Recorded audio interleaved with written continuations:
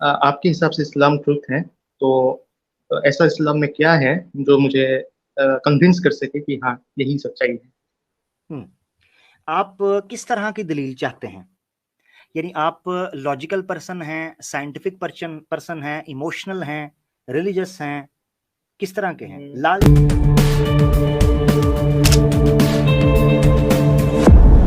Mic unmute कर लें। Hello, hello आवाज आ प्यारे रही भाई। है? जी मेरा भाई, वेलकम। तो मैं पहले अपना थोड़ा बैकग्राउंड बता देता हूँ। जी मैं हिंदू फैमिली में जन्म हुआ था मेरा, लेकिन मैं थोड़ा सा एग्नोस्टिक ऊंची हूँ। बोलिएगा, थोड़ा सा ऊंची। मैं हिंदू फैमिली में जन्म हुआ था, लेकिन मैं एग्नोस्टिक हूँ। ठीक है। और I am like searching for the truth as it is visible in my profile name. And I am right now I am studying Buddhism and Hindi में बात कर इस्लाम लें, एंड। हिंदी में बात कर लें, हाँ ज़्यादा अच्छा हाँ होगा। हाँ, ठीक है, ओके। ठीक मैं है। अभी इस्लाम, बुद्धिज्म और ये आर्य समाज, इन तीनों में मैं थोड़ा इंटरेस्ट रखता हूँ। तो इस्लाम, मेरा सब। बुद्धिज्म और इस्लाम, बुद्धिज्म और आर्य समाज, ये तीन। जी जी जी, तो मैं आर्य एक्चुअली आर्य एग्नोस्टिक समाज, हूँ अभी। ठीक है, तो आर्य जी समाज जी, आर्य। हिंदुइज्म का पार्ट नहीं है? नहीं, हिंदुइज्म का पार्ट है, लेकिन मैं पौराणिक हिंदू को मैं रिजेक्ट करता हूँ। मैं आई डोंट टेक दैट, मतलब मैं उतना, मुझे वो सच नहीं लगता। आर्य ठीक समाज हो, थोड़ा सा मुझे लॉजिकल लगता है कंपैरेटिवली। ठीक है, ठीक है। जी, तो तो आप मेरा क्या सबसे। सवाल करना चाहेंगे जी इस्लाम पर? जी जी, मेरा सबसे पहला सवाल है कि ये, अगर आपके हिसाब से इस्लाम ट्रुथ है तो ऐसा इस्लाम में क्या है जो मुझे कन्विंस कर सके कि हाँ यही सच्चाई है। हम्म, आप किस तरह की दलील चाहते हैं? यानी आप लॉजिकल पर्सन हैं, साइंटिफिक पर्सन हैं, इमोशनल हैं, रिलीजियस हैं, किस तरह के हैं? हाय, लालची हैं या मैं डरपोक हैं, किस तरह के हैं? मैं सारे आइडियाज के लिए ओपन हूँ। आप कुछ भी दे सकते हैं, लेकिन हाँ, एक बात मैं और बताना चाहता हूँ कि मैं एग्नोस्टिक हूँ। मैं गॉड को ना ही रिजेक्ट करता हूँ, ना ही उनको कम्प्लीटली एक्सेप्ट करता हूँ। ठीक है, लेकिन अगर गॉड एग्जिस्ट करते हैं, अगर करते हैं तो वो एक होगा, उसका कोई फॉर्म नहीं होगा, इंसान की तरह नहीं होगा बिहेवियर उसका, कैरेक्टरिस्टिक्स, और he is for beyond anything. ये मेरा ठीक। कॉन्सेप्ट है, अगर गॉड एग्जिस्ट करता है। नहीं, ये अच्छा, ये जो आपने कॉन्सेप्ट लिया है, ये कहाँ से लिया है? ये जब मैंने दूसरे रिलीजन्स को थोड़ा और अच्छे से स्टडी किया, तब हम्म, ये कॉन्सेप्ट आया, और ये मुझे थोड़ा लॉजिकल भी लगता है। यानी ये आप आप आर्य मैं समाजी के पास से लिए क्या? हम्म, आर्य समाज में भी ये मिलता है, ये इस्लाम में भी आता है, और जुडाइज्म में भी आता है। एंड वैसे ही, और ये एक, मतलब आप देखिए तो लॉजिकल पर्सपेक्टिव से भी अगर आप देखें तो I think so it is, मतलब क्वाइट कन्विंसिंग। ठीक है, ठीक है। यानी आप ये मानते हैं कि इस ब्रह्मांड का, इस सृष्टि का कोई बनाने वाला है, ऐसा ही है? जी, मतलब नहीं एक नहीं नहीं, हो, मैं मतलब एक्सेप्ट एक्सेप्ट नहीं करता, मतलब यानी अगर है, अगर होगा, वो एग्जिस्ट होगा। करता है। हाँ, हम्म, हो सकता है, ठीक है। वो एक होगा या एक से ज्यादा होगा? वो एक होगा। एक होगा, ठीक है। उसका हमारे साथ कोई रिलेशन होगा या उसने बना के छोड़ दिया है? हाँ हाँ, मैं मानता हूँ अगर वो एग्जिस्ट करता है तो वो अपना मैसेज जो है, अपना साइंस एंड सिम्टम्स जो है उसके एग्जिस्टेंस का, वो जरूर भेजेगा, तो किसी ना किसी फॉर्म में। ठीक है। वो फॉर्म जबरदस्त। किसी इंसान की शक्ल में, यानी किसी मैसेंजर की शक्ल में भी हो सकती है? हो सकता है। ठीक है, सही है। तो अगर वो किसी मैसेंजर की शक्ल के अंदर हो सकती है, तो दैट मीन्स उस मैसेंजर की बात को मानना भी जरूरी होगा। क्योंकि ऑब्वियसली अगर अगर आप कहते हैं कि उसकी तरफ से हो सकता है, तो दैट मीन्स अगर वो गॉड की तरफ से या उस क्रिएटर की तरफ से है, जो कि आपके अगर अगर एग्जिस्ट करता है, तो उसने भेजा है, तो दैट मीन्स उसकी बात मानना जरूरी है। क्योंकि अगर वो है और उसने का ही मैसेज है, तो वो बहुत इंपॉर्टेंट है कि उसको लिया जाए, उसको माना जाए। ऐसा ही जी, है? जरूर जरूर, हाँ, मैं मानता हूँ। जबरदस्त, जबरदस्त। अच्छा, एक और चीज बताइएगा, चूंकि वो हमारा क्रिएटर है, और अगर वाकई वो है, तो वो हमारा क्रिएटर है, और अगर वो हमारे बारे में कुछ बता रहा है, हमारे बारे में कुछ बोल रहा है, तो ये ऑब्वियस सी बात है कि अगर वो है, तो ऑब्वियस सी बात है कि वो हमें हमसे ज्यादा बेहतर तरीके से जानता है। ऐसा ही होगा? हम्म हाँ, ठीक है, यस। ऐसा ही है, ठीक हो गया। अच्छा, अगर उसका ताल्लुक हमारे साथ है और वो मैसेज भेज रहा है, तो कोई तो रीजन होगी ना वो ये रिलेशन कायम करना चाह रहा है। वो रीजन क्या लगती है आपको? एग्जैक्टली मैं ये नहीं बता सकता, क्योंकि मैं मतलब अभी भी गॉड को एक्सेप्ट नहीं करता वैसे। नहीं नहीं, अगर हो, मैं तो अगर मान के चल रहा हूं, मैं आपके साथ इस वक्त आ चुका हूं, अगर हो हम्म, और वो ये रिलेशन करना चाहे कि वो किसी मैसेंजर को, किसी आदमी को भेजे जिसके जरिए वो ये बात करवाए, उसके पीछे रीजन क्या, पॉसिबल रीजन क्या हो सकती है? पॉसिबल रीजन यही हो सकती है कि अपने एग्जिस्टेंस को दिखाने के लिए कि हाँ, मैं एग्जिस्ट करता हूँ, तुम्हें एक पर्पस के लिए तुम्हें क्रिएट किया गया है। तो उसके लिए तो उसको किसी मैसेंजर को भेजने की जरूरत नहीं है, वो हर इंडिविजुअल को बता सकता है, उसके दिल में बात डाल सकता है, इज ऑल पावरफुल, राइट?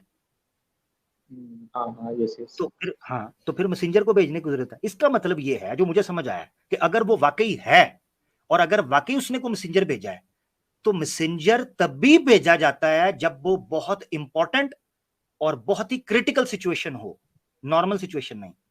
अगर बात सिर्फ उसके मानने की होती ना कि वो एग्जिस्ट करता है, तो वो उसको क्या परवाह है? इतना बड़ा वो क्रिएटर है, अगर वो है तो इतना बड़ा है, उसको क्या परवाह है कि छोटे से गोले के ऊपर को मुझे मानता है कि नहीं मानता, या मेरी एग्जिस्टेंस को मानता है कि नहीं मानता, उसको तो कोई परवाह नहीं होनी चाहिए। यानी अगर वो है, तो एक छोटे से गोले के लोगों के पास अपना मैसेंजर सिर्फ इसलिए भेजना कि मैं हूं, दैट्स इट, तो मेरा ख्याल है कि वो तो ये बिल्कुल भी नहीं करेगा, क्योंकि उसका तो टाइम वेस्ट होगा। ना मानो, उसका क्या जाता है? इसका मतलब है कोई और रीजन होनी चाहिए। कभी सोचा है कोई और रीजन क्या होगी? और रीजन नहीं, मैं अभी फिलहाल मैं मैं बताऊं? नहीं सोच पा रहा हूँ। हाँ, मैं बताता हूं। अब मैं भी आपकी जगह पर रखकर सोच रहा हूं। पॉसिबल है कि उसने ये सोचा हो कि यार, मैंने इनको बनाया है, मैं इनका क्रिएटर हूं, और इनके पास मैं मैसेंजर भेज रहा हूं, और उसके भेजने की वजह यह है कि मैं इनको यह बता सकूं कि मैं तो हूं ही हूं, मगर तुम क्यों हो। ज़ैटो समझ आई है? जी जी। यानी एक देखो ना, दो एस्पेक्ट हैं, एक एक सिक्के के दो रुख हैं, एक कॉइन के दो रुख हैं। एक रुख ये था जिस पर हम दोनों इकट्ठे हो गए, वो ये रुख था कि वो ये बताना चाहता है कि वो है, मगर मैं कह रहा हूं ये तो बड़ा एक, उसके लिए तो कोई टेंशन की बात ही नहीं है, उसको ना मानो, उसका क्या है, वो ब्रह्मांड का बनाने वाला है। मगर वो ये बताना चाह रहा था कि तुम जो कीड़े की तरह रेंग रहे हो, तुम क्यों हो, ये बताना जरूरी था। जी और जी जी, इसके लिए मैं हाँ, एग्री करता अब देखो लॉजिकल होने लगा। ज़ैटो जरा देखना, मेरे साथ चलना, पिक्चर अपने सामने रखो जो मैं तुम्हें इमेजिन करवा रहा हूं। हूँ। जी जी जरूर। अब इस अगर ये लॉजिक सामने रखे ना, तो फिर मुझे मैसेंजर के आने की लॉजिक भी समझ आती है, क्योंकि वो मैसेंजर इंसानों में से ही होगा, तभी वो हमें ये बता सकेगा कि तुम क्यों हो और कैसे रहना है। अब ये है लॉजिकल पॉइंट। क्योंकि अगर वो जी जी मिसाल पर, अगर अल्लाह ने या क्रिएटर ने, अगर वो है, आपके साथ चल रहा हूं, अगर वो है और उसने सिर्फ ये बताना होता कि मैं हूं, तो वो किसी एंजल को या किसी बादल पे बड़ा बड़ा लिख देता, बिजली से या मट्टी से लिख देता या बड़े पहाड़ पर लिख देता। मगर जीते जागते मैसेंजर को भेजकर ये कहना कि सिर्फ मैं हूं, मजा नहीं आता। इसका मतलब ये है कि वो जीते जागते मैसेंजर को भेजकर ये बताना चाहता था तुम क्यों हो। ये जी। पॉइंट था। अब मैं आपको आगे लेके चलने लगा हूं। अब सवाल ये उठता है, ज़ैटोस मेरे साथ रहना, कि अगर वो ये चाहता था कि हम क्यों हैं, तो सोचो जरा, पॉसिबल क्या एक्सप्लेनेशन आती है कि हम क्यों हैं, क्या बताया होगा या क्या बता सकते हैं हम क्यों हैं? उसकी इच्छा, मतलब उसने बनाया है हमें तो, हाँ उसकी इच्छा इसलिए है। हाँ, उसकी देखो, उसकी इच्छा तो उसके तक है ना, हम इफेक्ट नहीं हो रहे, या हो रहे हैं? जी। नहीं। उसकी इच्छा हो तो हम इफेक्ट नहीं हो रहे, या हम हो रहे हैं, सवाल तो ये है। मगर मकसद ये कहने का है कि उसकी इच्छा से बढ़कर मैं अपने अंदर एक इमोशन या एक इच्छा फील करता हूं, जिससे मुझे पता चलता है कि उसकी इच्छा तो ये थी कि वो मुझे बनाए, मगर उस इच्छा के अंदर एक इच्छा थी जो छुपी हुई है। अब सवाल ये है कि मिसाल के तौर पर वो एक मैसेंजर को भेजते हैं, और मैसेंजर आपको कहते हैं कि आप हो, और आप इसलिए हो। अब हमें पॉसिबल सिचुएशन सोचनी है कि वो क्यों हो। मैं ये सोचता हूं एक मिनट के लिए कि अगर वो वाकई है और इतनी प्यारा ब्रह्मांड उसने बनाया है, ऑल पावरफुल, ऑल नोइंग है, ऑल इंटेलिजेंट है, तो जरूरी ये है कि उसने हमें किसी मकसद के लिए, पर्पस के लिए बनाया हो, यानी पर्पसलेस नहीं हो सकता। यहां तक तो आप साथ जी है ना, जी कोई ना कोई मकसद होगा ना। यानी जी जेटोस जी खुद सोचो, आप मोबाइल लेते हो उसके पीछे कोई रीजन ही होती है ना, या घर में रखने के लिए लेते हो, यूज करने के लिए। खाना लेते हो तो भूख लगती है तभी लेते हो, यानी कोई रीजन होती है। तो मैं कॉमन सेंस की बात करते हुए ये कह रहा हूं कि अल्लाह ये क्रिएटर जो है अगर है तो वो हमसे तो बेहतर ही होगा, और अगर हमसे बेहतर होगा तो दैट मींस उसके इस हमें बनाने में हमारे लिए कोई ना कोई रीजन तो होगी। उस रीजन के लिए जी उसने जी मैसेंजर भेजे। अब हम आगे बढ़ने लगे हैं, आगे बढ़कर ये सोचने लगे हैं कि उसके मैसेंजर जब आए तो कोई पैगाम लेकर आए। अब हमें यह ढूंढना है कि किन लोगों ने इस धरती के ऊपर मैसेंजर होने की बात की। उन्होंने ये कहा कि मैं उस ईश्वर की तरफ से आया हूं जिसने तुम्हें किसी मकसद के लिए, किसी पर्पस के लिए बनाया है। अब यहां से हमारा वो जर्नी और हमारा सफर और हमारी तपस्या शुरू होगी, और हम सोच में पड़ेंगे कि हमें किस मकसद के लिए भेजा था। अगर जैटोस अपने उस होने का मकसद पता करना है तो तुम्हें पलटना पड़ेगा उन लोगों की तरफ जो ये क्लेम करते हैं कि वो ईश्वर की तरफ से हैं। सिंपल। अब हमारे पास शॉर्ट लिस्ट मौजूद है। शॉर्ट लिस्ट है बुद्ध मत, आर्य समाज और इस्लाम, ऐसे ही है। जी ठीक है, आर्य समाज और बुद्ध मत से आप पूछिएगा, आपने मुझसे इस्लाम का पूछा है, अब मैं आपको इस्लाम का बता जी दूंगा।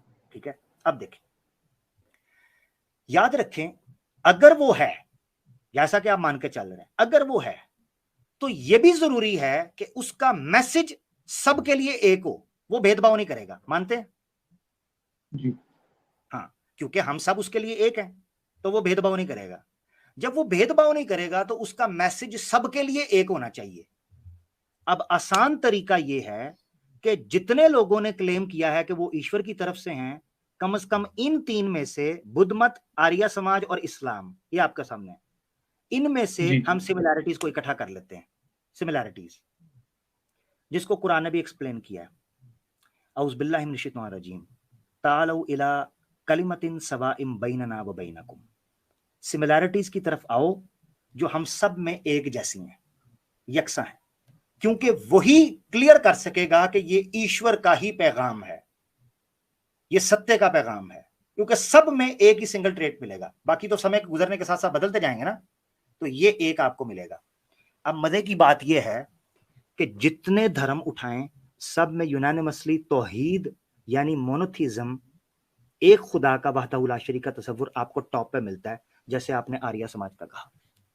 ठीक है, जी मोनोथीस्टिक वो अलग बात है, आर्य समाज के साथ हमारे डिफरेंसेस क्या हैं। मगर मैं आपको, क्योंकि आपने उन चॉइसेस को सामने रखा है, तो मैं टेबल पर आपकी चॉइसेस को सामने रखकर मैं आपको समझाना चाह रहा हूं। तो वहदहू ला शरीक का कॉन्सेप्ट आ गया, इस्लाम इस कॉन्सेप्ट को मानता है। मैसेंजर का कॉन्सेप्ट आपने खुद अभी कहा कि अगर वो है तो जरूर वो किसी ना किसी तरह रिलेशन करेगा। उस कॉन्सेप्ट को कहते हैं नबूवत, रसालत का कॉन्सेप्ट, प्रॉफिटहुड। इस्लाम के अंदर वो है। क्या आर्य समाज के अंदर है? अगर है तो वेरी गुड। क्या बुद्ध मत के अंदर है? अगर है तो वेरी गुड, वरना इस्लाम के अंदर है। अब जब वो मैसेंजर आया तो उस मैसेंजर ने कुछ पैगाम पहुंचाया। इस्लाम के अंदर वो पैगाम मौजूद है कुरान की शक्ल के अंदर। अब सवाल ये उठता है कि वो पैगाम क्या था। वो पैगाम सिंपल ये था कि तुम्हें ये जिंदगी एक मकसद के लिए दी गई है। वमा खलकतुल जिन्न वल इंसा इल्ला लियअबुदून। तुम्हें तख्लीक किया गया था कि तुम सरेंडर करके अपनी सक्सेस के लिए आगे बढ़ोगे और इस नियत के साथ जिंदगी गुजारोगे कि तुम्हें ईश्वर के सामने खड़ा होकर इस जिंदगी का जवाब देना है। जेटोस एक मिनट के लिए सोचो, अगर अकाउंटेबिलिटी का तसव्वुर ह्यूमन सोसाइटी के अंदर से निकाल दिया जाए, ये जंगल बन जाएगा। आज मैं इंसान इसीलिए हूं क्योंकि मुझे पता है कि कल को मुझे पुलिस या अदालत पकड़ सकती है, वरना मैं तो क्रिमिनल बन जाऊंगा। किसको शौक नहीं क्राइम करने का या गलत चीजें करने का। बहुत सी चीजें हैं जो आपको कंट्रोल में रखती हैं। यही वजह है कि जो इस्लाम ने कहा कि सेंस ऑफ अकाउंटेबिलिटी पैदा करना, कि आपके सामने ये चीज पेश की जाएगी कल क़यामत के दिन। अब दुनिया की सबसे बड़ी हकीकत है इंसान का मृत्यु, इंसान का मर जाना, उसके प्राण के निकल जाना। ऐसे ही ज़ैटोस, दुनिया में बड़े बड़े लोग आए, उनके प्राण निकल गए, उनकी मृत्यु हुई, वो इस जहां से चले गए। सवाल ये उठता है आपके सामने, दो चीजें हैं। एक ये है कि क्या इस मृत्यु के बाद कोई कोई जिंदगी है? ज़ैटोस, मैं आपसे जी। पूछता हूँ, क्या आप मानते हैं कि इस मैं हो सकती है? देखिए, मैं एक चीज मानता हूँ, एक चीज मैं क्लियर कर देता हूँ कि या तो इस दुनिया में सारे रिलीजन्स झूठे होंगे या फिर एक रिलीजन सच्चा होगा, जितने जबरदस्त। मेजर रिलीजन्स हैं उनमें से। हम्म और बनने के मैंने बाद आपसे क्या सवाल होता पूछा, है? उस पे आ जाइए। रिलीजन को वो आपके बाद में लूंगा, अभी मेरे साथ जी चलिएगा। जी जी। मैंने सिंपल आपसे सवाल पूछा, आप हाँ। ये बताएं कि क्या आप समझते हैं कि जो इस दुनिया के अंदर हमारी मृत्यु होगी, इसके बाद कोई जिंदगी है या नहीं? हम्म, ये एक ऐसा टॉपिक है जो मतलब मैं कुछ कह नहीं सकता, क्योंकि ये आपको भी नहीं पता, ना ही किसी और को पता है। मतलब मैं ये उस एक ऐसी चीज है जो किसी को नहीं पता। असल हाँ ठीक है, असल में मैं आपसे जो पूछना चाह रहा था उस पे आते हैं। हम अभी तक पॉसिबिलिटी के ऊपर बात करें, अगर वो है। मैं ये पूछना चाह रहा हूं, अगर ये, उसकी मैं मिसाल आपको देता हूं, अगर ये जिंदगी हो सकती है, इसके बाद भी हो सकती है, ऐसे ही है। हाँ, हो हो सकता है, सकती है, तो मैं इसको यानी रिजेक्ट ये नहीं करता। एग्जैक्टली हाँ, तो मैं पॉसिबिलिटी के ऊपर, अगर ये जिंदगी हो सकती है, तो क्या खबर इसके बाद भी हो सकती है, ये कोई मसला तो नहीं है। हो सकता है। अच्छा, तो इसलिए वो मैसेंजर जो आता है वो आपको ये बताता है कि ये जिंदगी आपका इम्तिहान है, और इसके मरने के बाद आप एक इम्तिहान के सामने, एक इम्तिहान देने के बाद ईश्वर के सामने पेश किए जाओगे, और जो अमल, जो कर्म करोगे, उसके हिसाब से आप चीज पाओगे। ये वो जी जी फिलॉसफी है। अब ये सिंपल फिलॉसफी के अंदर अगर कहीं आपको कोई लॉजिकल फ्लॉ, कोई इशू नजर आता है, वो आपने रखना है। अगर आप वो इशू ना रख पाए, तो दैट मीन्स कि ये जो पूरे का पूरा सिनेरियो मैंने आपके सामने रखा है, ये लॉजिकल भी है, रैशनल भी है। जी जी। लेकिन जी एक मैं कुछ पूछ सकता हूँ आपसे? जी जी बिल्कुल, कोई इशू है इस हवाले से तो आप पूछें, बिल्कुल। मैंने अपना सिनेरियो रख दिया। कि मुझे इस्लाम के जो जस्टिस वाला कॉन्सेप्ट है उससे मुझे थोड़ा सा प्रॉब्लम है, वो अगर आप थोड़ा समझा सके अच्छे से। कौन सा जस्टिस वाला? मतलब एक नॉन मुस्लिम को जो है, बस उसके बिलीफ के लिए उसको पूरे लाइफ में मतलब इटर्निटी के लिए उसको हेल में डाला जाता है। इस हाँ कॉन्सेप्ट ठीक, से मैं मतलब एग्री नहीं कर सकता। ठीक है, ठीक है। अच्छा, मुझे एक, मैं आपको एक चीज बताता हूं। अगर ये सवाल आपका तब ठीक बनता जैटोस, कि अगर एक बिलीवर को या एक नेक करने वाले को इटर्नली हेवन के अंदर नहीं डाला जाता और सिर्फ इटर्नल हेल होती, तो मैं आपकी बात से एग्री करता था। दूसरी ऑप्शन भी मौजूद है। एक बिलीवर, आप, मैं एक चीज आपको बताता हूं, एक बिलीवर वो ये एडमिट करता है कि हम उसके कानून को मानते हैं, उसकी धरती में रहते हैं, उसकी दी हुई जिंदगी पे चलते हैं, वो इसको एडमिट कर रहा है, उसको प्रेफर करें। जी जी चोर को और एक इनोसेंट को हम बराबर नहीं कर सकते। अब जो कह रहे हैं आप कि वो इस ईश्वर की बात को मानता ही नहीं है या ईश्वर को नकार देता है, तो ये ऐसे ही है जी कि जी आप उसकी धरती में, उसकी जगह पर रहते हो, उसको चैलेंज कर रहे हैं। इसीलिए वो इस चीज के ऊपर वो आपको इटरनली रखता है, और उसका राइट है। उसकी वजह मैं आपको बताता हूं, क्योंकि वो भी आपको एक बिलीवर होने के तौर पर इटरनल हेवन में भी रखता है। जी जी। अगर वो सिर्फ लेकिन इटरनल हेल में रखता होता, तो बिल्कुल आपकी बात ठीक होती। मैं एक केस ला सकता हूँ, मतलब एक फिक्शनल केस कि सपोज मान लीजिए कि कोई मुसलमान है और वो किसी हिंदू लड़की का रेप करता है। ठीक है, रेप करके मर्डर कर देता है, और बाद में उसको पकड़ लिया जाता है, उस मुसलमान लड़के को पकड़ लिया जाता है, और सपोज उसको पनिशमेंट वगैरह दिया जाता है। उसके बाद उसने रिपेंट किया, उसने माफी मांगी, और उसके बाद उसकी डेथ होगी, उस लड़के की भी। तो अभी इस्लाम के हिसाब से आखिरत में कौन जन्नत जाएगा और कौन जहन्नम जाएगा, हाँ, ये आप समझ आपको रहे पता हैं है, मैं क्या पूछना चाह रहा हूँ? हाँ मैं समझ गया हूँ, मैं समझ गया हूँ। आपको पता है, जिस मुसलमान लड़के ने किसी भी इनोसेंट लड़की का, हिंदू हो, मुस्लिम हो, लेट अलोन क्रिश्चियन हो, कोई भी हो, उसको साइड पे रख दें, रेप किया तो उसकी सजा क्या है रेप की?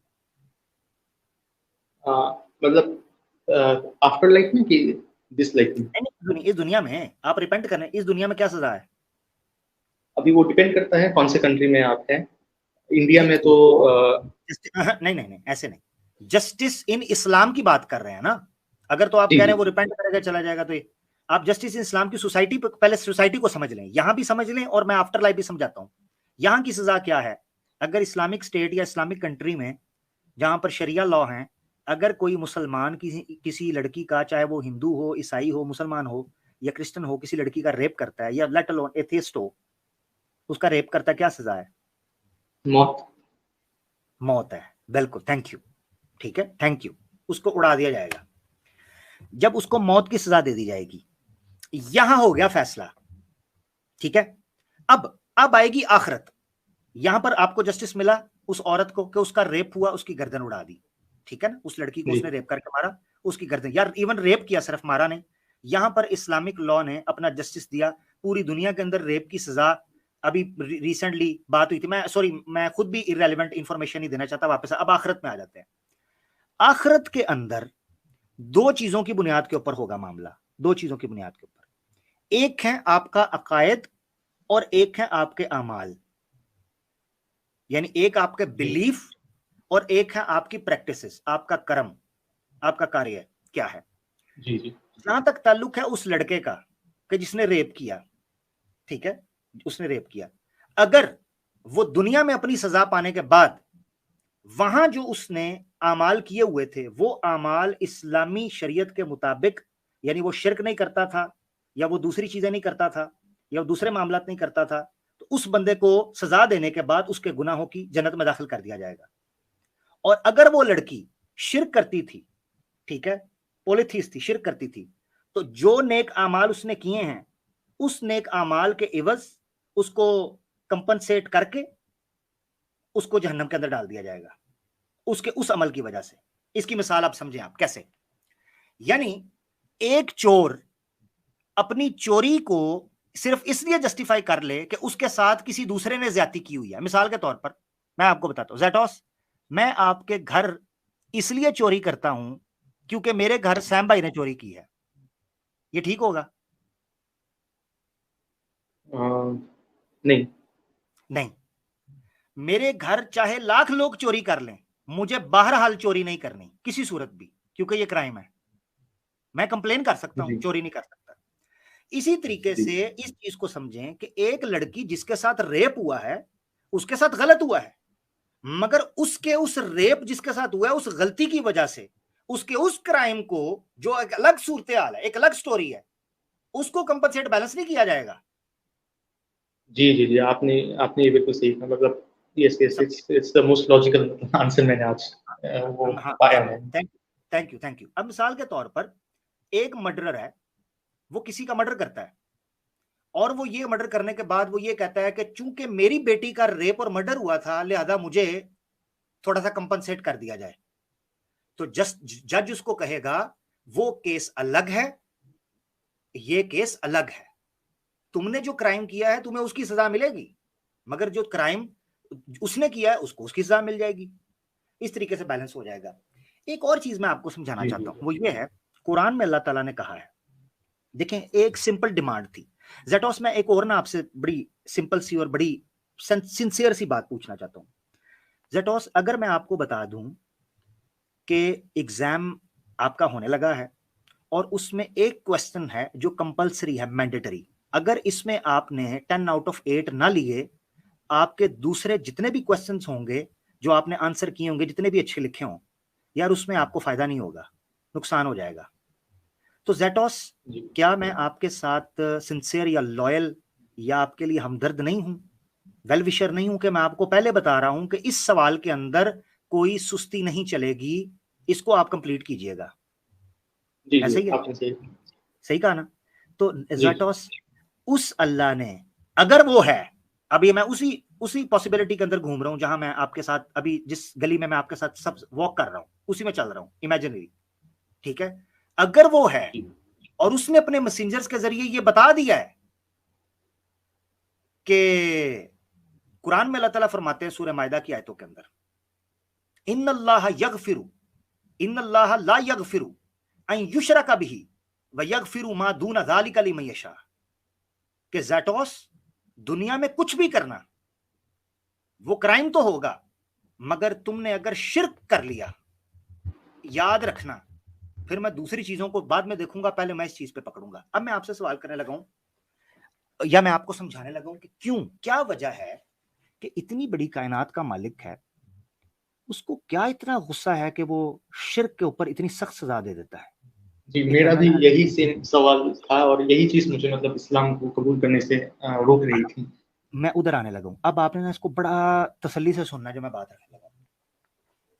ज़ैटोस, आपको ये पता है कि जब कोई बीमारी होती है आपको, जिसको कहते हैं कि लाइफ थ्रेटनिंग डिजीज होती है, जैसे कैंसर होता है, ठीक है, या कोई और ट्यूमर हो जाता है, खुदा ना खास्ता, ये जो बीमारियां होती हैं, इसके पीछे एक रीजन नहीं होती, मल्टीपल फैक्टर्स होते हैं, पता है आपको? जी जी।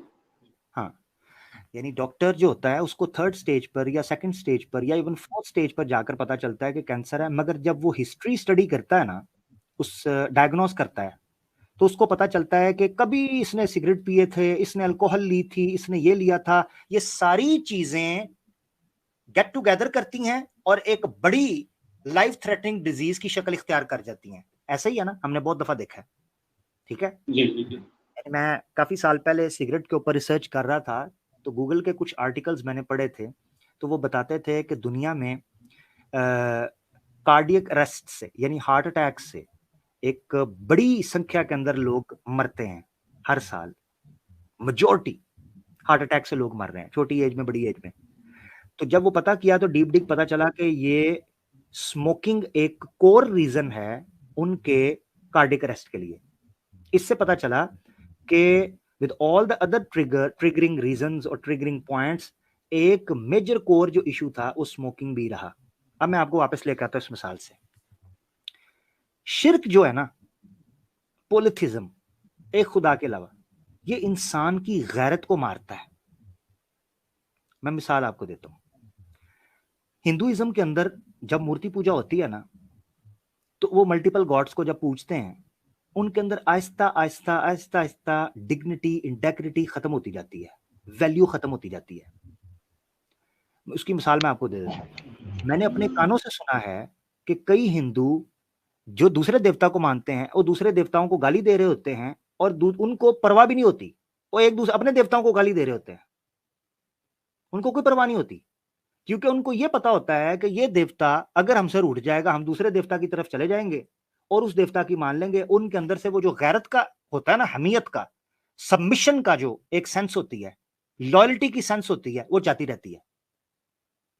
ये चीज इंसान के अंदर मुख्तलिफ बीमारियों को जन्म देती है।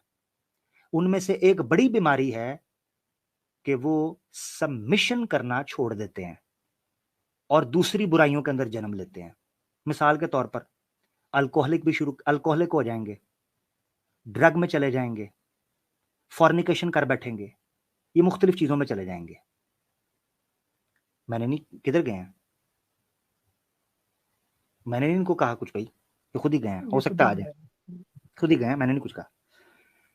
शिर्क जो है वो एक इंसान के अंदर जो सेंस ऑफ सबमिशन होता है उसको कमजोर कर देता है। उसको ये लगना शुरू हो जाता है कि मैं ईश्वर की नहीं भी मानूंगा तो वो मुझे क्या कहे। हमने कई सनातनियों को देखा है यहां आकर वो ये चीज कह रहे होते हैं। इसका मतलब ये है, अब मैं ये नहीं कह रहा हूं कि मुसलमान भी तो ये जुर्म कर रहे हैं ना, यही तो हम कह रहे हैं। जैसे जैसे आप में अल्लाह के तसव्वुर या ईश्वर के तसव्वुर पर, ईमान पर कमजोरी होती जाती है, तू आप बुराइयों के अंदर पक्के होते जाते हैं। और जैसे जैसे कॉन्सेप्ट ऑफ अल्लाह या कॉन्सेप्ट ऑफ क्रिएटर या गॉड आपकी नजर के अंदर बैठता जाता है, वैसे वैसे आप अपनी जिंदगी के अंदर बेहतर होते चले जाते हैं। अब मैं मिसाल देता हूं आपको, ये मेरी मिसाल सुनिएगा, है बड़ी छोटी सी। मैं एक दफा पब्लिक ट्रांसपोर्ट में सफर कर रहा था, तो मैंने उबर करवाई। अब उबर करवाई ना जब मैंने, तो वो जिसके साथ मैं था ना, उसकी गाड़ी हो गई पंक्चर। वो गाड़ी पंक्चर, मुझे जल्दी पहुंचना था, वो गाड़ी पंक्चर हो गई। अब वो मैंने उसको कहा, मैंने कहा यार तुम चेक करके नहीं बैठे थे, तुमने मुझे भी लेट कर दिया। अब मुझे उस पर गुस्सा। मैंने कहा यार ये अजीब बंदा है, मेरा तो सारा टाइम इसने वेस्ट कर देना अब। तो मुझे कहता है आप ना उधर बैठ जाएं, पब्लिक वो बेंच पड़ा हुआ था, आप बैठ जाएं, मैं 5 से 10 मिनट 15 मिनट मुझे लगेंगे, मैं टायर चेंज कर लूंगा। मैंने कहा ठीक है। अब मैं गुस्से में हूं। थोड़ी दूर मैं गया वहां से और जाके बेंच पे बैठ गया। अब वो बिल्कुल कार के ऑपोसाइड, जो ऑपोजिट साइड है, उस साइड के ऊपर बैठकर टायर चेंज कर रहा है और मैं इस साइड पे बैठा बेंच के ऊपर इंतजार कर रहा हूं। और मुझे उस पर गुस्सा है। गुस्सा इस चीज का है कि इसने मुझे लेट करवा दिया है और पैसे भी ले रहा है मुझसे। मैंने सोचा कि चुप करके पीछे से खिसक जाऊं और मुझे इसको पैसे भी नहीं देने चाहिए। मेरे दिल में यह आया, क्योंकि मुझे उस पर गुस्सा था कि एक तो टाइम पे नहीं पहुंचाया, लेट कर दिया, तो मैं पैसे क्यों दूं। मैंने कहा दफा मारो। पता कितने रुपए थे? शायद 300 रुपए होंगे, 300-350 रुपए। मैं उठाऊं और मेरा मीटर शॉर्ट हुआ है। मैंने कहा क्यों दूं इसे पैसे। मैं निकलने लगा हूं।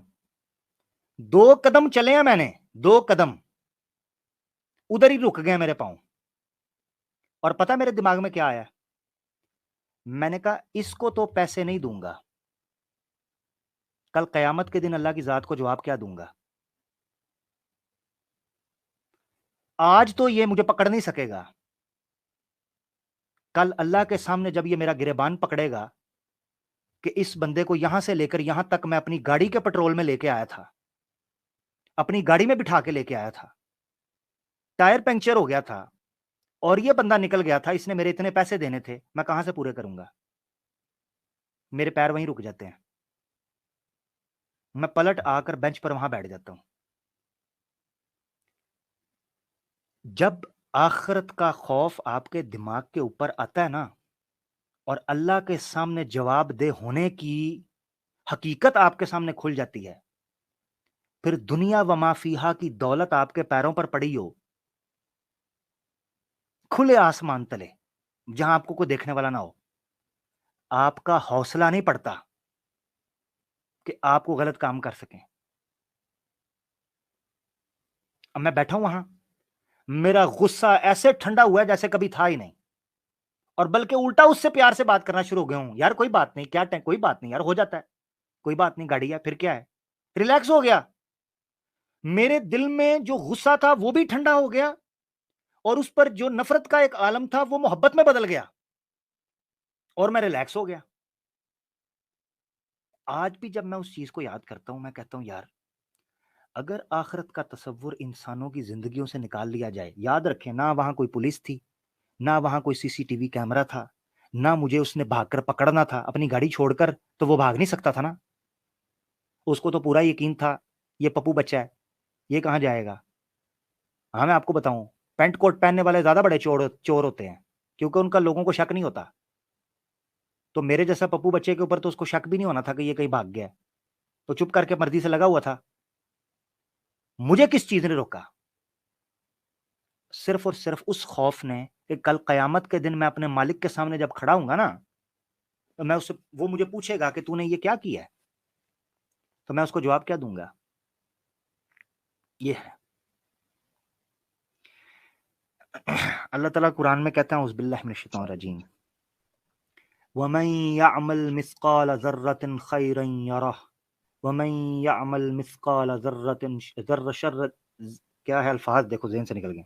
वमन यअमल मिस्काल, देखो सूरह ज़ुलज़ाल की आखिरी आयत है, दिमाग से फिसल गई है। वमन यअमल मिस्काल, वमन यअमल, देखो जरा, कभी कभी आयतें निकल गई है। क्या आयत था यार, जरा बताएं। वमन यअमल मिस्काल ज़र्रतिन खैरन यरह, हाँ ठीक है, वमन यअमल मिस्काल ज़र्रतिन खैरन यरह वमन यअमल मिस्काल ज़र्रतिन शर्रन यरह। जो कोई एक मिस्काल जर्रा, राई के दाने के बराबर भी खैर करेगा, यरह, कल कयामत के दिन देख लेगा। वमन यअमल मिस्काल ज़र्रतिन शर्रन यरह, जो तुम में से शर करेगा एक राई के दाने के बराबर भी, यरह, वो कल कयामत के दिन उसको देख लेगा। तो सवाल ये है, इस चीज को हम सामने रखें तो पता चल जाता है। बहरहाल ये भाई खुद चले गए, मैंने इनको निकाला नहीं, पता नहीं अब वो आने की ट्राई कर रहे होंगे। मैंने पहले बताया जिन भाइयों से पहले बात हो चुकी है स्टूडियो छोड़ दें, ठीक है, फिर मुझे साइड पे उनको कहना पड़ेगा, वो कहेंगे यार ये हमारे साथ ये ज्यादती कर रहा है, तो छोड़ दिया करें। ठीक है जी। सुभान अल्लाह आमिर भाई, आपका ये जो एक्सप्लेनेशन है ना आमिर भाई, अल्लाह जज़ाए खैर दे आपको।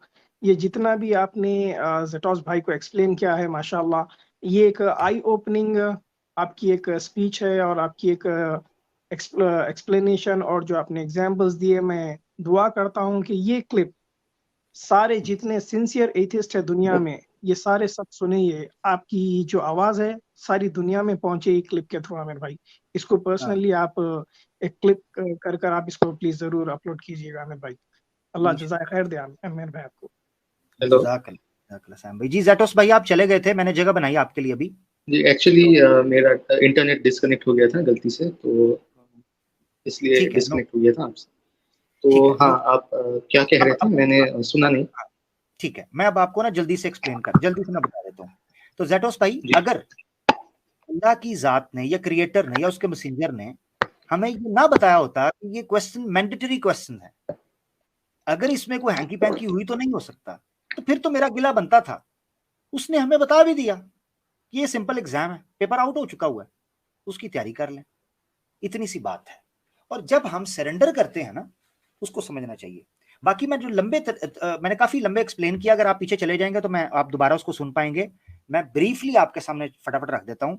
जिस तरह मैंने एक बीमारी की, एक डिजीज की एक्सप्लेनेशन आपके सामने रखी कि उसके पीछे मल्टीपल फैक्टर्स होते हैं जो उस डिजीज को उस जगह पर पहुंचाते हैं कि वो लाइफ थ्रेटनिंग हो जाती है। पहले वो स्टार्ट होती है, छोटा सा दाना निकलता है, वो बढ़ते बढ़ते बढ़ते बढ़ते कैंसर बन जाता है, टांग काटनी पड़ती है, फिर वापस आ जाता है, बंदा मर जाता है।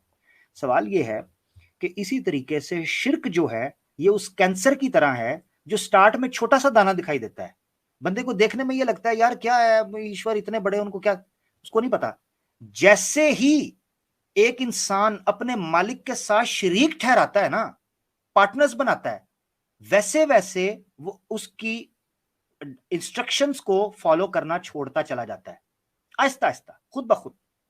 क्योंकि मिसाल के तौर पे ज़ेटोस भाई, आप हो, मेरे मालिक हो आप, मिसाल के तौर पे मुझे पता है मैं एक कंपनी में काम कर रहा हूं जो ज़ेटोस भाई ऑन करते हैं, और मुझे पता है कि ज़ेटोस मेरा ऑनर है, मैं इसका एम्प्लॉय हूं, तो मैंने जनाब इसके पास जॉब कर रहा हूं और इसने मुझे मंथली सैलरी देनी करनी। आप जो मुझे बात किया करेंगे ना, मैं मानता चला जाऊंगा। कुछ अरसे बाद सैम स्टैलन जो है ना जनाब, वो पता चलता है कि ज़ेटोस के वो बड़े भाई हैं, कंपनी के अंदर वो भी शेयर होल्डर है, और कुछ दिन के लिए ज़ेटोस साहब जो हैं वो जनाब वेकेशन पे चले गए हैं, सैम भाई आ गए हैं। सैम भाई ने आके कंपनी संभाल ली। सैम भाई मुझे इंस्ट्रक्शन दे रहे हैं, मुझे लगा यार ज़ेटोस के साथ तो मैंने बड़ी अच्छी बना ली थी, अब मुझे सैम के साथ बनानी चाहिए क्योंकि मैंने सैलरी भी बढ़ानी है और बोनस भी लेना है, मैं सैम के साथ बनानी शुरू कर देता हूँ। आप वापस आ जाते हैं।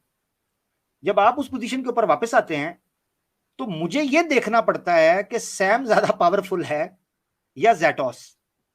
अगर सैम ज्यादा पावरफुल है तो मैं ज़ेटोस की बातों को इग्नोर करना शुरू कर दूंगा, और अगर ज़ेटोस ज्यादा पावरफुल है तो मैं सैम स्टर्न की बातों को इग्नोर करना शुरू कर दूंगा, मैं ज़ेटोस को प्रेफर करूंगा। इससे क्या नतीजा निकलता है कि मैं आपकी कई इंस्ट्रक्शंस और कई रूलिंग्स को, कई डायरेक्शंस को मैं इग्नोर कर दूंगा सिर्फ इसलिए कि मैं आपको इंपॉर्टेंस नहीं दे रहा। तो शिर्क सिर्फ और सिर्फ हाथ जोड़ के मूर्ति पूजा का नाम नहीं है, शिर्क आपकी पूरी की पूरी साइकोलॉजी को इफेक्ट कर देता है, आपका बिहेवियर इफेक्ट होता है उससे। यह वजह है, यानी ये एक ऐसी बीमारी है जो दिखने में छोटा सा दाना लगता है मगर कुछ अरसे बाद ये कैंसर बनकर आपकी पूरी की पूरी साइकोलॉजी को तबाह कर देता है। इसीलिए कुरान में शिर्क करने वालों को शर्रुल बरिया कहा गया था, वर्स्ट ऑफ द क्रिएचर, क्योंकि कोई और मखलूक भी ये काम नहीं करती जो काम इंसानों ने अल्लाह के साथ, ईश्वर के साथ शिरक करने के साथ शुरू कर दिए। ये बड़ा जरूरी था हमारे मुसलमानों को भी समझना। यही वजह है कि कुरान में अल्लाह ताला ने खुद को कहा है कि क्या अल्फाज हैं अल्लाह के, वल्लज़ीन आमनू अशद्दु हुब्बन लिल्लाह, कि जो ईमान वाले होते हैं वो सबसे ज्यादा मोहब्बत अल्लाह के साथ करते हैं, क्योंकि अल्लाह उनको बताता है कि तुमने कैसे रहना है, कैसे जीना है, वही उनकी बेहतरीन जिंदगी होती है। जी भाई, काफी बात जी। हो गई। अपेक्स भाई मेरा और कुछ एक कहना? छोटा सा सवाल था जी कि जी कहा जाता है कि अल्लाह जो है वो उन्होंने बनाया है क्योंकि हमें टेस्ट करने के लिए, है कि नहीं? क्या चीज करने के लिए? टेस्ट करने के लिए कि जी जी ये जी बंदा जो है ना, हाँ, तो ये लोग सवाल ये बोलो। करते हैं कि टेस्ट बस वो बंदा करता है जिसको पता नहीं होता है कि वो कैसा परफॉर्म करेगा। हम्म हम्म तो इस हिसाब से मतलब ऐसा लगता है कि मतलब अल्लाह को या खुदा को पता नहीं है कि ये बंदा जो है ये ऐसा क्यों करेगा। अच्छा, क्या हर टेस्ट इसलिए होता है कि ये जानने के लिए परफॉर्म कैसा करेगा, या बाज टेस्ट ऐसे होते हैं जिनकी वजह से आपको कुछ लाइसेंस मिलना होता है जो आप वैल्यू करते हैं? मिसाल के तौर हाँ पर, हाँ। मिसाल के तौर पर ड्राइविंग टेस्ट होता है आपका, ड्राइविंग ड्राइविंग लाइसेंस बना हुआ है आपका? नहीं अभी नहीं तो। नहीं बना। वो इसलिए नहीं होता कि ये जान सकें कि आपको रेस में ड्राइविंग कर पाएंगे कि नहीं कर पाएंगे, या ये जी होता है जी कि जी। आप पास करेंगे या फेल होंगे। नहीं नहीं नहीं, उनको इससे परवाह भी नहीं होती। उनको ये होता है अच्छे से गाड़ी चलाएगा, लाइसेंस देंगे, नहीं तो नहीं देंगे। ठीक है। अच्छा, उसमें जानने ना जानने की परवाह नहीं होती। तो दो चीजों में जी हर, जी ये जी। मैं मिसाल अल्लाह के लिए नहीं दे रहा, सिर्फ इस बुनियाद के ऊपर दे रहा हूं कि आप टेस्ट को सामने रखें। यानी जो बेस थी ना, कि टेस्ट इसलिए लिया जाता है कि ताकि जो वो नहीं जानता वो जान सके। बाज औकात ये परवाह भी नहीं होती, जैसे मैंने ड्राइविंग टेस्ट की मिसाल दी आपको, ये परवाह भी नहीं होती कि ये जानता है कि नहीं जानता। एक रूल है, उसके अंदर से छन्नी से आपको गुजारना है। वो गुजारने के बाद आप उस पर पूरे उतरते हो तो आपको लाइसेंस मिलेगा, नहीं उतरते तो नहीं मिलेगा। सिंपल। उसमें जानने ना लेकिन जानने की परवाह।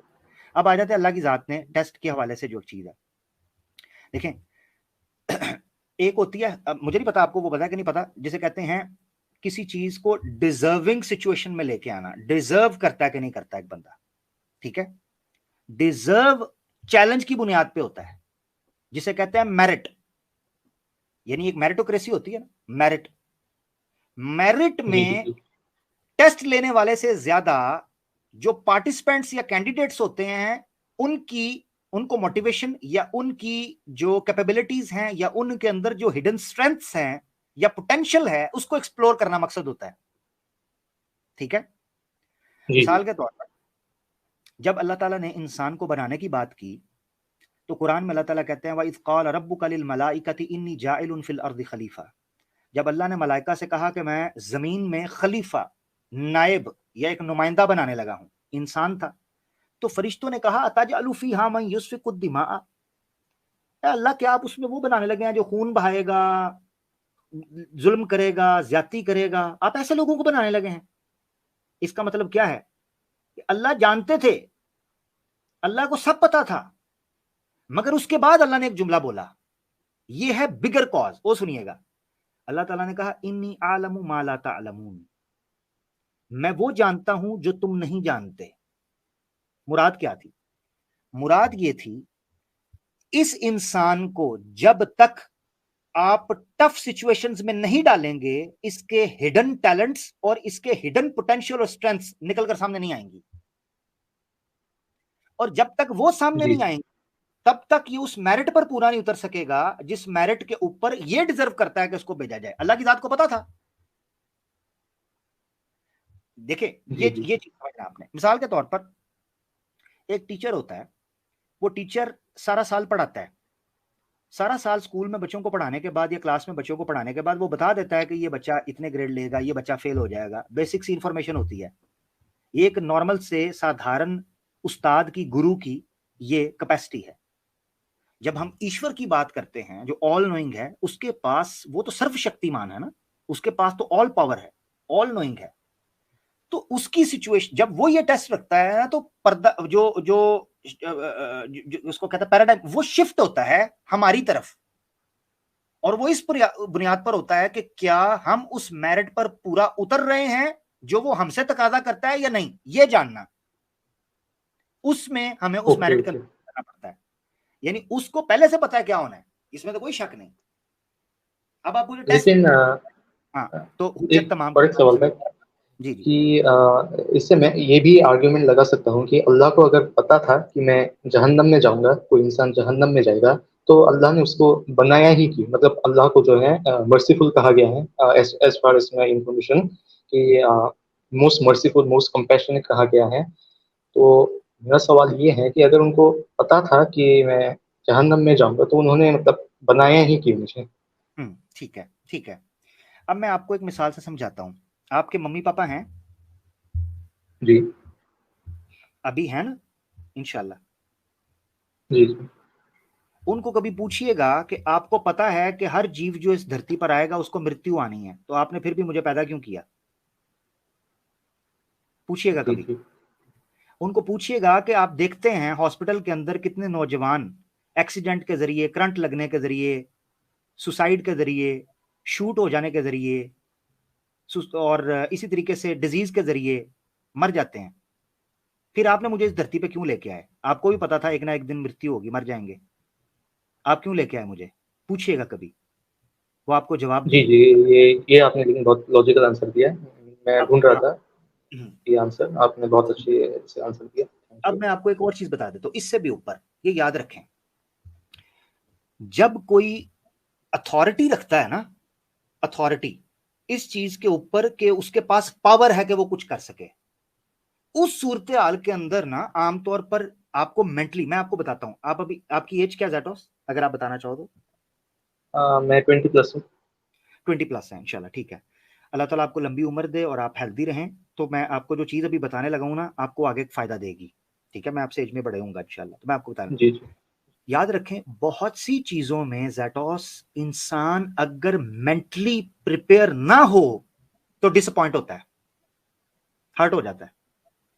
इसीलिए हमेशा से इंसान को जैसे जैसे वो मैच्योर होता है उसको मेंटली प्रिपेयर रहना चाहिए बहुत से झटकों के लिए, बहुत से एडवेंचर के लिए। ये याद रखना। अच्छा, आपके पास जब भी किसी चीज में अथॉरिटी आती है, रीजन आपके पास होती है, आपके उस बंदे उस एज के ऊपर नहीं होती, आपके पास होती है। आप नहीं उसको देते रीजन, मगर आप वो काम करते हो, चाहे दूसरे को कितना ही वो ना समझ आ रहा हो। उसकी वजह पता है क्या? क्योंकि आपके पास अथॉरिटी होती है। हम इस वक्त सिक्के के उस रुख के ऊपर हैं कि हम सबमिस करते हैं, सबमिसिव होते हैं, सबमिशन करते हैं, झुकते हैं ईश्वर के सामने। क्यों? क्योंकि वो ऑल पावरफुल है, सर्वशक्तिमान वो है, मैं नहीं हूं, आप नहीं हैं। हम होते तो क्या कभी मरते? आप और मैं कभी होते तो बूढ़ा होना चाहते, बीमार होना चाहते? नहीं, वो है। जब वो सर्वशक्तिमान है तो उसकी मर्जी के लिए मेंटली प्रिपेयर रहना चाहिए। ये जो मैं पॉइंट रख रहा हूं, ये पॉइंट आपको आज समझ शायद ना आ सके, हो सकता है कई सालों बाद समझ आए। क्योंकि जब आप खुद डिसीजन लोगे ना, कुछ स्ट्रॉन्ग डिसीजंस जिनमें बजाहिर गलतियां नजर आए मगर आप उनको ऑन करोगे, आपको कह रहा हूं इंसान की हद तक, फिर आप उन चीजों को समझने की ऐसी पोजीशन में आ जाओगे। तो अब मैं आपको एक चीज बता रहा हूं, मेंटली प्रिपेयर रहना चाहिए एक इंसान को कि जब अल्लाह को वो ये मान चुका, या ईश्वर या क्रिएटर को वो मान चुका कि उसके पास अथॉरिटी या पावर है, तो मेंटली प्रिपेयर हो जाए कि वो बहुत सी ऐसी चीजें करने की एबिलिटी रखता है जो शायद मुझे पसंद नहीं आ रही होंगी। अब कुरान की आयत ले लो।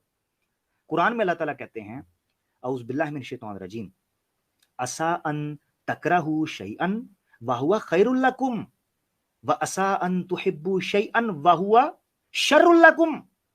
ज़ैटोस, अल्लाह कहते हैं, ईश्वर कहते हैं कि हो सकता है तुम्हें कुछ चीजें नापसंद आ रही हों, इरिटेट कर रही हों, अनोइंग लग रही हों, मगर क्या पता उन चीजों के पार या बाद या गुजर जाने के बाद तुम्हें पता चले कि उनमें तुम्हारे लिए बेनिफिट्स क्या थे।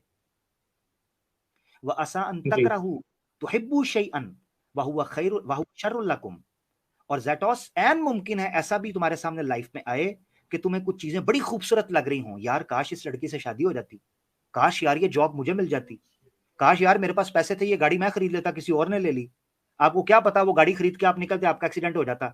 आप तो नहीं है ना ऑल नोइंग, अल्लाह ने बचा लिया। जी जी जी तो आपको पता चलेगा कि बहुत सी जिंदगी के अंदर आप फैसले ऐसे करोगे जो बजाहिर आपको लगेगा कि ठीक नहीं है, मगर उनके अंदर छुपी हुई विजडम और लॉजिक आपको कुछ अरसे बाद खुलेगी। मेरे जिंदगी में इतने बार ये एक्सपीरियंसेस हो चुके हैं कि अब जब कभी मेरे ऊपर टफ टाइम आता है मेरे चेहरे पर स्माइल आ जाती है। मैं पर्सनल, बड़ा वेरी वेरी पर्सनल एक्सपीरियंस आपके साथ शेयर कर रहा हूं। मेरी जिंदगी में इतने बार जी एडवेंचर जी हुए, इतने ट्विस्ट आए और इतने खतरनाक मोड़ आए और मुझे दुख हुआ, परेशानी हुई, नुकसान हुआ, मेरे चेहरे पर स्माइल इसलिए आ जाती थी, मैं कहता था यार पिछली बार तो इससे बेहतर चीज मुझे मिल गई थी। और जब जब टफ टाइम मेरी जिंदगी के अंदर आता था, वो मुझे स्ट्रांग बनाता था, मेरे अंदर की एक और पोटेंशियल को, एक और हिडन स्ट्रेंथ को एक्सप्लोर करवाता था। मैं बच के सामने आ जाता था, मुझे पता लगता था I am better now, reborn, एक बेहतर इंसान बन के निकलता था। तो आप ये अल्लाह के हवाले से जब आपने कहा ना, जब उसको इल्म था, तो पेरेंट्स के हवाले से तो मैंने आपको मिसाल दे दी, आपने कहा आपको लॉजिकल लगा, मगर मैं ज्यादा इसलिए डीप एक्सप्लेन करना चाहता था क्योंकि मुझे आपके साथ आपके बात करने में अच्छा लग रहा है और बड़े अच्छे से बात हमारी चल रही है अल्हम्दुलिल्लाह, और आप सीखना चाह रहे हैं। जी सो आई एम जरूर। विलिंग। तो देखिए ये आमिर भाई, मेरा मतलब जो इंटेंशन था वो बस सीखने के लिए था, since like I am searching unbiasedly. तो हाँ, तो इसलिए मैं मतलब मैं अपोज करने नहीं आया, मैं मॉक करने कोई नहीं आया। मेरा जो इंटेंशन है वो बस सीखना है। और जितने भी लोग देख रहे हैं नॉन मुस्लिम्स, मैं कहूँगा कि आप आए और मतलब इंटेंशन, इस इंटेंशन से आए कि आप सीखे कुछ चीज़। इससे मतलब आपको भी अच्छा लगेगा और फ्रस्ट्रेशन नहीं होगा। और मैंने लेकिन बहुत कुछ सीखा आज, और it was really amazing experience. जज़ाकल्लाह। एक जेटोस भाई, मैं आपको एक बात बोलना चाहूंगा जेटोस भाई, सॉरी आमिर भाई। जेटोस भाई, आप यहाँ से अगर आप यहाँ से आप जाएंगे तो आमिर भाई का जो आपने जो मिस कर दिया है वो क्लिप, वो जरूर देखे प्लीज, उस पार्ट को। जी जरूर जरूर। मैं वैसे आमिर भाई को मतलब कुछ एक महीने पहले मैं देख रहा था, और मुझे उनकी बात लेकिन बहुत लॉजिकल लगी, बहुत अच्छी लगी। तो इसलिए मैं आज मौका मिल गया, तो मैंने आज अच्छा है उनसे बात की। और मतलब एक नया मतलब सोचने का एक दरिया निकल गया है।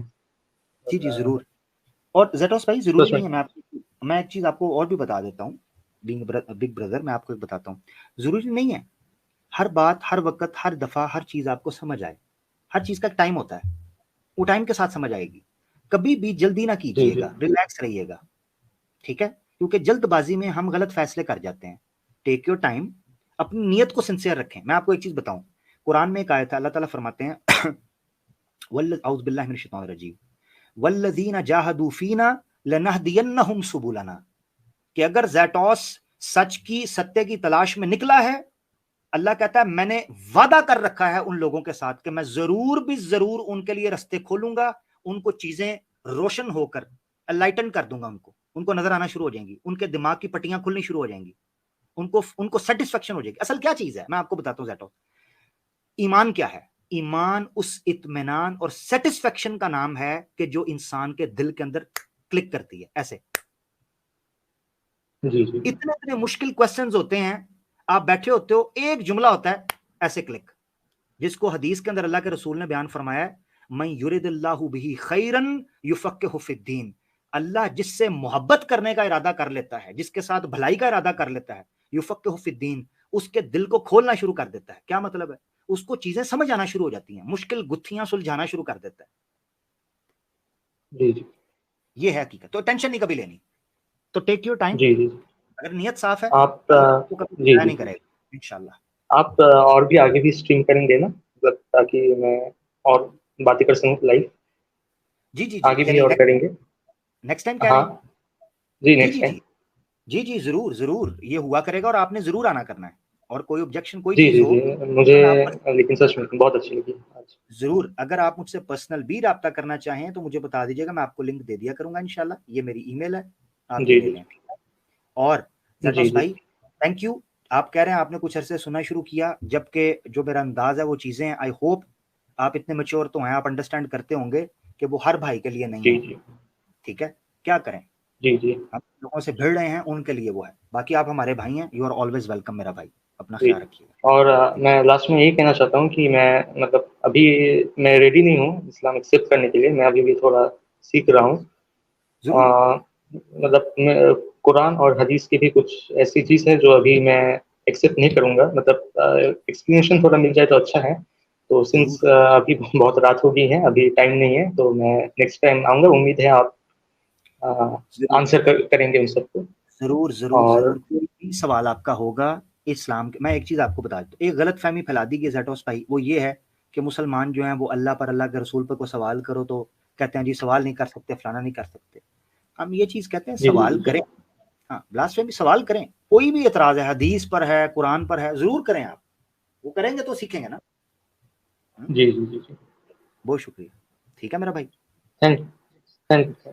योर वेलकम मेरा भाई, your welcome, thank you so much, अपना ख्याल रखें। ये जेटोस भाई थे, सैम भाई, बड़ी अच्छी गपशप रही, बहुत अच्छे भाई थे हमारे, माशाल्लाह। माशाल्लाह माशाल्लाह, बहुत जबरदस्त गपशप किया मेरे भाई, अल्लाह जज़ाए खैर दे अल्हम्दुलिल्लाह, आपको, ये एक्सप्लेनेशन बड़ा ही खूबसूरत था। अल्हम्दुलिल्लाह, आमीन, जज़ाकल्लाह। और अच्छा अमीर सैम भाई, भाई, अगर आपकी इजाजत हो तो मैं जी जी जी जी, फरमाइए। हाँ, मैं पूछने लगा था, आप जाने की बात नहीं आपने करनी, हाँ ठीक है, हाँ, आज जाने की जिद ना करो, ठीक है, तो अभी आए, अभी बैठे, यहाँ अभी जाने यहाँ का। कुछ ऑफ टाइम में आमिर भाई थोड़ा। अच्छा अच्छा, नहीं मैंने एक चीज पूछनी थी, एक भाई का सवाल था, वो सवाल ये था, वो जी कह रहे थे यार सैम भाई ने क्रिश्चियंस के ऊपर स्ट्रीम शुरू कर रहे हैं, उसके पीछे कोई रीजन। मैंने कहा सैम भाई के पास कोई रीजन तो होगी ना, तो वो स्ट्रीम कर रहे हैं तो आप उनसे पूछ लीजिएगा वो ये स्ट्रीम क्यों कर रहे हैं। तो अगर आप बताना चाहें कि आपकी इस वेडनेसडे से एक सीरीज शुरू हो रही है, ऐसे ही है, जरा बता दें उस बारे में। जी जी जी, इंशाल्लाह इंशाल्लाह, जी जी, वेंसडे से मेरी एक क्रिश्चियनिटी के ऊपर स्ट्रीम हो रही है। और ये सिर्फ देखिए, क्रिश्चियंस को हम जो अटैक नहीं कर रहे हैं, ना ही हमारे कोई क्रिश्चियन से लेना देना है, ना ही क्रिश्चियनिटी से लेना देना है। हम इस्लामोफोब्स के अगेंस्ट स्ट्रीम करते हैं। जैसे कि मैं हमेशा बताता हूँ कि हिंदुइज्म से हमें लेना देना नहीं है, हिंदू से भी हमें लेना देना नहीं है। मेरे जितने स्ट्रीम्स है वो इस्लामोफोब्स के अगेंस्ट है। जो इस्लाम के अगेंस्ट खड़ता है, जो इस्लाम को बदनाम करता है, जो गाली बकता है, हम स्ट्रीम्स उसके खिलाफ करते हैं, हम उसके खिलाफ खड़ते हैं। तो उसी तरह से एक कॉकरोच और है, आदम सिकर, उसके खिलाफ मैं स्ट्रीम्स कर रहा हूँ, ताकि उसको भी पता चले, ताकि हिंदू भाइयों को भी पता चले कि क्रिश्चियनिटी में क्या गंदगी है। और ये अपनी फखर से बोलता है कि मैं क्रिश्चियन हूँ, ठीक है। तो सबको पता चलना चाहिए कि ये आदम सीकर की भी आइडियोलॉजी में कितने छेद है। तो इसके छेद गिनाएंगे, कीले गिनाएंगे, कहाँ कहाँ सुराख पड़े हैं वो कीलों से सब गिनाएंगे इंशाल्लाह।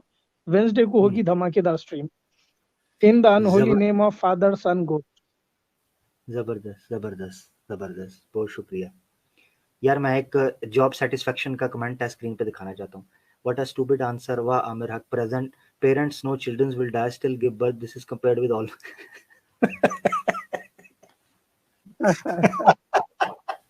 कहता है सुसाइड जिहादी, व्हाट यू से, बट ठीक है, थैंक यू कंफर्मेशन के लिए, बहुत शुक्रिया। सुसाइड जिहादी, सुसाइड, अच्छा सही है सही है। अच्छा सैम भाई, ये तो हो गया, जबरदस्त हो गया।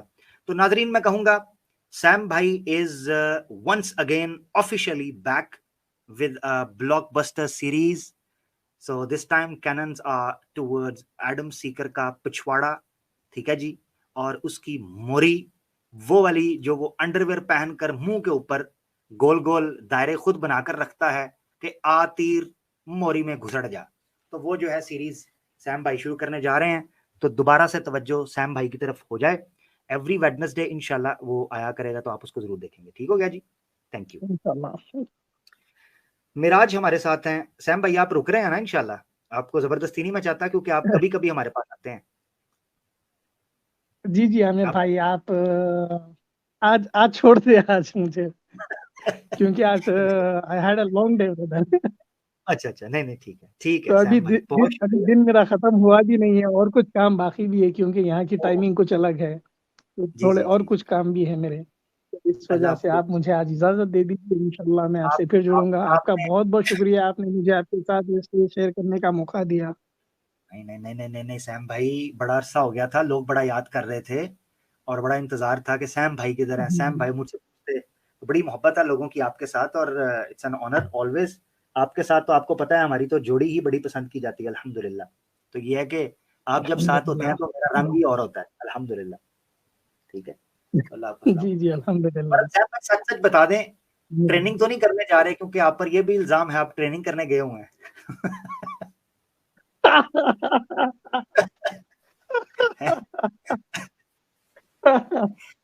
आपने को लगता है लाल किला फतह। हाँ भाई, ट्रेनिंग तो तोप चलाने की ट्रेनिंग ले रहा हूँ, वेंसडे चलेगा तोप वो।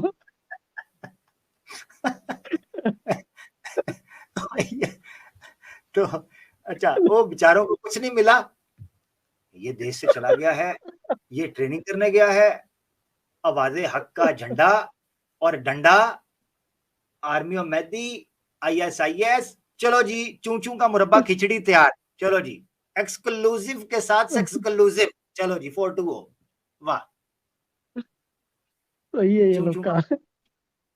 पागल है, पागल बेवकूफ, और जो देखने वाले हैं वो भी बेचारे अकल के आरी अंधे। ठीक हो गया, खैर सही है सैम भाई, आपको ज्यादा तंग नहीं करेंगे क्योंकि आप वेडनेसडे से आप खुद लाइव आ रहे हैं, तो इंशाल्लाह हम पब्लिक को भी कहेंगे कि जरूर उनके साथ मौजूद रहें। बड़े मजे मजे के इंशाल्लाह रेफरेंसेस हैं, हिंदुइज्म पर बड़ी ब्लॉकबस्टर सीरीज रही, और अल्हम्दुलिल्लाह अब क्रिश्चियनिटी के हवाले से बात होने वाली है, तो आप लोग जरूर मौजूद होइएगा। और जो हमारे सुनने वाले के इर्द गिर्द ग्रुप्स में कहीं क्रिश्चियंस आपको इस्लामोफोब्स, नॉर्मल हमारा मसीही भाई नहीं, वो तो हमारा भाई है, ठीक है ना जी, अहले किताब पर, इस्लामोफोब्स जो क्रिश्चियंस यसु मसीह की भेड़ों के अंदर भेड़िए छुपे हुए हैं, उन भेड़ियों को निकालना है। जिस तरह यसु मसीह कहते थे ना कि मैं बनी इसराइल की खोई हुई भेड़ों के लिए आया हूं, तो सैम स्टर्लन बनी इसराइल के खोए हुए भेड़ियों, हाँ तो ये बाहर निकालने आया है। तो उन भेड़ियों को आपने निकालना है आप वेडनेसडे को, ठीक हो गया जी, इंशाल्लाह। बहुत बहुत शुक्रिया आमिर भाई, जज़ाकल्लाह खैरन। आपके लिए ढेर सारा प्यार, ढेर सारी दुआएं। अल्लाह जज़ाए खैर दे, आपको सलामत रखे, हमेशा खुश रखे। जितने भी ऑडियंस में हमारे भाई है सबको सेहत दे अल्लाह, सबको खुश रखे। और ये भाई ये स्ट्रीम को आगे बढ़ाइए, शेयर करिए, यही आपका कंट्रीब्यूशन रहेगा मेरे भाई। जज़ाकल्लाह खैरन आमिर भाई, once again thank you so much for having me on the stage. इंशाल्लाह मैं फिर से जुड़ता हूँ। जज़ाकल्लाह खैर, अस्सलाम वालेकुम। इंशाल्लाह। वालेकुम अस्सलाम व रहमतुल्लाहि व बरकातहू।